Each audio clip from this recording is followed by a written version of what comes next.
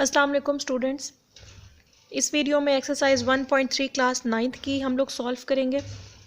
लेकिन उससे पहले अगर आपने मेरे चैनल को सब्सक्राइब नहीं किया तो सब्सक्राइब कर लें और बेल आइकन पे भी क्लिक कर दें ताकि मेरी नेक्स्ट वीडियो अपलोड होते ही आपके पास नोटिफिकेशन पहुंच जाए। अब हम अपनी एक्सरसाइज स्टार्ट करते हैं। एक्सरसाइज 1.3 क्लास 9 की question number 1 is which of the following matrices are conformable for addition. अब आपके सामने कुछ मैट्रिसेस हैं, आपने बताना है कि ये जो मैट्रिसेस गिवन है A B C D E and F, इनमें से कौन सा मैट्रिस किसके साथ कंफर्मेबल है एडिशन के लिए। तो सबसे पहले कंफर्मेबलनेस को चेक करने के लिए हम क्या देखते होते हैं, एडिशन की हो या सब्ट्रैक्शन की हो, हमेशा हम तब दो मैट्रिक्स एक दूसरे के साथ कंफर्मेबल होंगे जब उनका ऑर्डर सेम होगा। यानी अगर एक मैट्रिक्स का ऑर्डर दूसरे मैट्रिक्स के ऑर्डर से मैच होगा तभी वो एक दूसरे के साथ कंफर्मेबली ऐड हो सकेंगे। तो अब देखें जी, इधर A B C D and E F ये आपके सामने कुछ मैट्रिसेस गिवन है। अब हम सोल्यूशन की तरफ चलते हैं अपने।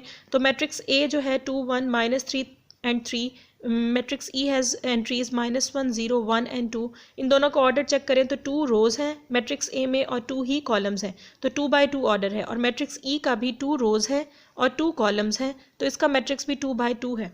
जब क्योंकि ऑर्डर दोनों मैट्रिसेस के सेम हैं, it means A and E are conformable for addition. हमने हमेशा कंफर्मेबल फॉर एडिशन और सब्ट्रैक्शन को चेक करने के लिए क्या देखते हैं कि ऑर्डर सेम होना चाहिए मैट्रिसेस का, जैसे कि इन दोनों में सेम है। इसी तरीके से मैट्रिक्स बी का ऑर्डर मैट्रिक्स डी के ऑर्डर से मैच होता है। मैट्रिक्स बी की एंट्रीज हैं 3 and 1, 2 रोज़ हैं इसमें और 1 कॉलम है, तो इसका ऑर्डर है 2/1।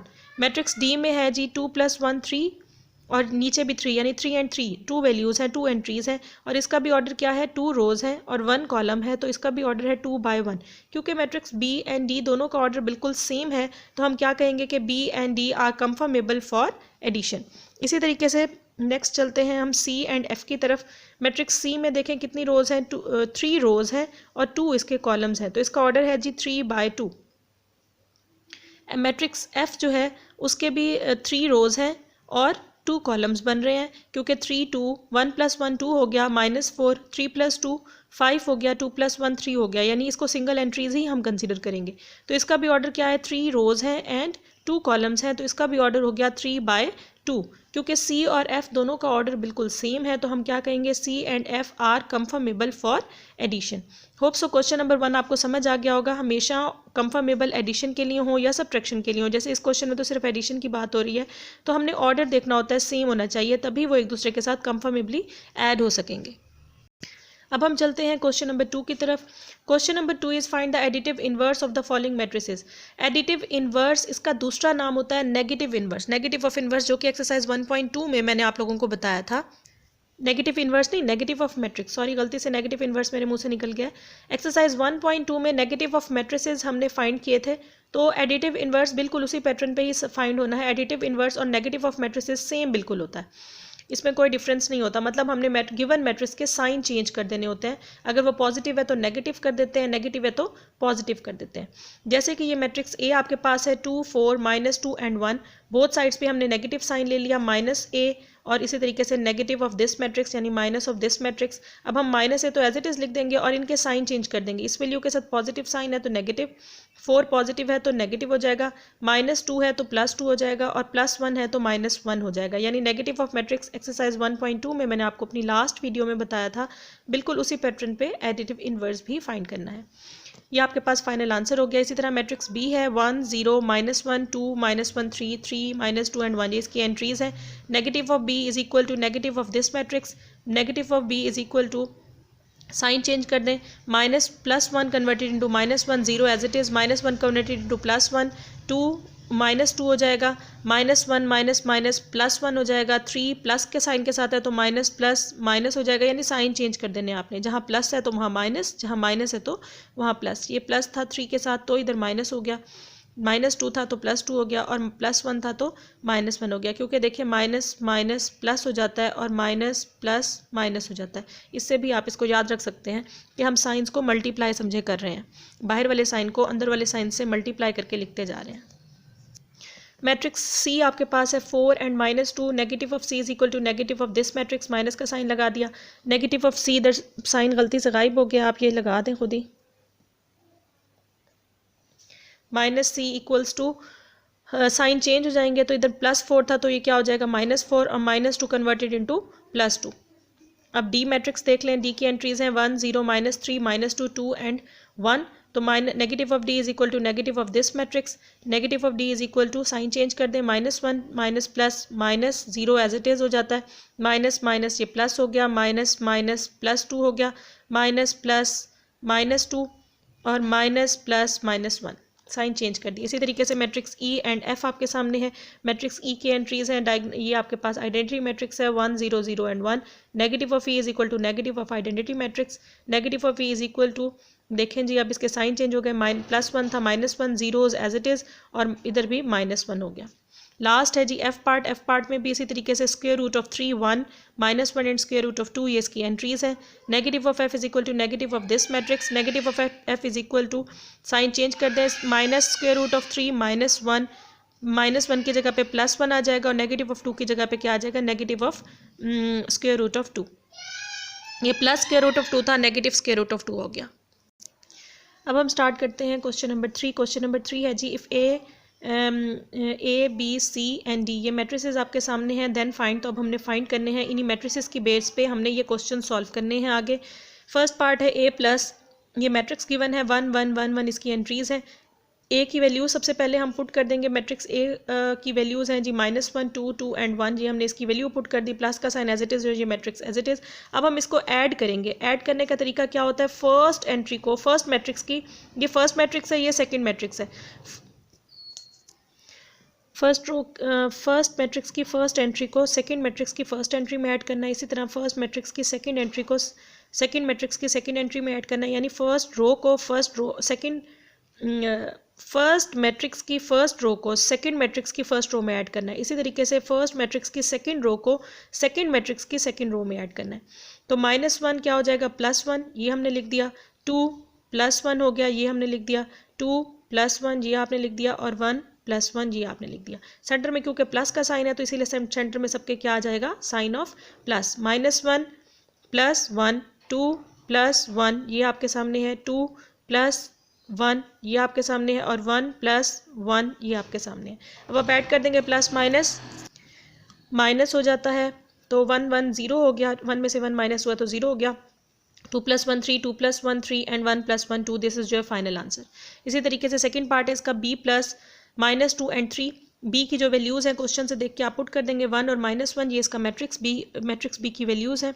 तो ये मैट्रिक्स हमने पुट कर दिया, b की जगह पे 1 एंड -1 प्लस और ये वैल्यू एज इट इज़ आ गई। अब हमने ऐड करना है उसी तरीके से 1 + -2, तो उसी तरीके से 1 + -2, क्योंकि एक ही कॉलम है तो वो उस दूसरे मैट्रिक्स के भी उसी कॉलम में ही ऐड हो जाएगा। तो 1 + -2 ये आपके सामने आ गया, -1 + 3 ये आपके सामने आ गया। यानी जैसे जैसे वैल्यूज़ गिवन है वैसे वैसे आपने लिखते जाना है। 1 + -2 था तो हमने ये -2 ब्रैकेट में लिख लिया, होल ब्रैकेट में, ताकि नेक्स्ट स्टेप पे हम बाहर वाले प्लस को अंदर वाले माइनस साइन से मल्टीप्लाई करके ओपन कर सकें। -1 + 3 ये भी हमने एज इट इज़ लिख लिया। 1 + -2 आ गया और 3 -1 क्या हो जाएगा जी, 2 हो जाएगा। 3 में से 2 माइनस किया, प्लस -2 1 - 2 2 में से 1 को माइनस किया तो 1 आ गया, ग्रेटर वैल्यू है साइन ऑफ माइनस और ये 2 as it is. This is your final answer, this is your final matrix. इसी तरीके से अब देखते हैं थर्ड पार्ट इसका। थर्ड पार्ट है जी C प्लस -2 1 एंड 3, क्वेश्चन से आपने C मैट्रिक्स की वैल्यूज़ पुट कर दी, 1 -1 एंड 2 ये वैल्यू थी, प्लस और ये मैट्रिक्स एज इट इज़ लिख लिया। अब क्योंकि एक ही रो है, उधर भी सेकंड मैट्रिक्स में भी एक ही रो है, तो फर्स्ट एंट्री फर्स्ट में ऐड होगी, सेकंड में ऐड होगी और थर्ड में ही ऐड होगी, क्योंकि सेंटर में प्लस का साइन है। तो पहले देखें जी, 1 + -2 ये हमने लिख दिया, -1 + 1 ये हमने लिख दिया, 2 + 3 ये हमने लिख दिया। अब हम इसको सॉल्व करेंगे, 1 as it is, +- 2 as it is, -1 + 1 cancel होके क्या हो गया, 0, 2 + 3 5 हो गया, प्लस माइनस 2 में से 1 को माइनस किया तो 1 आ गया, ग्रेटर वैल्यू है sign of minus, 0 and 5 as it is. This is your final answer. इसी तरीके से डी पार्ट इसका देख लेते हैं। डी पार्ट में है आपके पास d = 0 1 0 2 0 1, डी मैट्रिक्स की एंट्रीज हमने क्वेश्चन से लिख ली, ये मैट्रिक्स डी की एंट्रीज हैं, प्लस ये एज इट इज़। अब उसी तरीके से 2 रोज़ हैं और देखें 2 ही इधर भी 2 ही रोज़ हैं, 3 कॉलम्स हैं और 3 ही कॉलम है, ऑर्डर बिल्कुल सेम है, इट मीन्स हम इनको ऐड कर सकते हैं। फर्स्ट एंट्री को फर्स्ट में, सेकंड को सेकंड में, थर्ड को थर्ड में, यानी फर्स्ट रो को इसकी फर्स्ट रो में ऐड करना है, सेकंड रो को सेकंड रो में ऐड करना है। अब जी 1 + 0 ये हमने लिख दिया, 2 + 1 ये आपने लिख दिया, 3 + 0 ये लिख दिया, -1 + 2 ये हमने लिख दिया, 0 + 0 ये हो गया, एंड 2 + 1 ये भी आपके सामने है। 1 में से 0 को प्लस करें तो तब भी 1 ही आता है। 2 + 1 3 हो गया, 3 + 0 3 हो गया, 2 + 1 3, 0 + 0 0, एंड प्लस माइनस माइनस 2 में से -1 किया तो +1 हो गया। This is your final answer. जहन में रखना है कि ऑर्डर अगर सेम है तो ही हम ऐड कर सकते हैं, और इन मैट्रिसेस का ऑर्डर सेम ही है क्वेश्चन में। फिफ्थ पार्ट है आपके पास 2A। 2 as it is matrix A की वैल्यूज़ लिख दी आपने, मैट्रिक्स ए लिख दिया, -1 2 2 एंड 1। अब ये 2 इस मैट्रिक्स के साथ सेंटर में कोई साइन नहीं है, इट मीन्स आप इसको कंसीडर करेंगे कि ये मल्टीप्लाई हो रहा है। तो 2 को इन सारी एंट्रीज़ के साथ आपने क्या कर देना है, मल्टीप्लाई कर देना है। जो बाहर वैल्यू है वो पहले लिख दें और बाद में ये एंट्रीज़ लिखते जाएँ।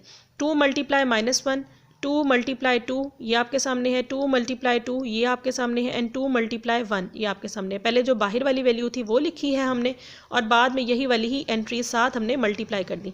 2 × 1 = 2 + -2 हो गया, 2 × 2 = 4, 2 × 2 = 4, एंड 2 × 1 = 2। ये आपके सामने फाइनल इसका आंसर है। इसी तरीके से इसका 6 पार्ट है।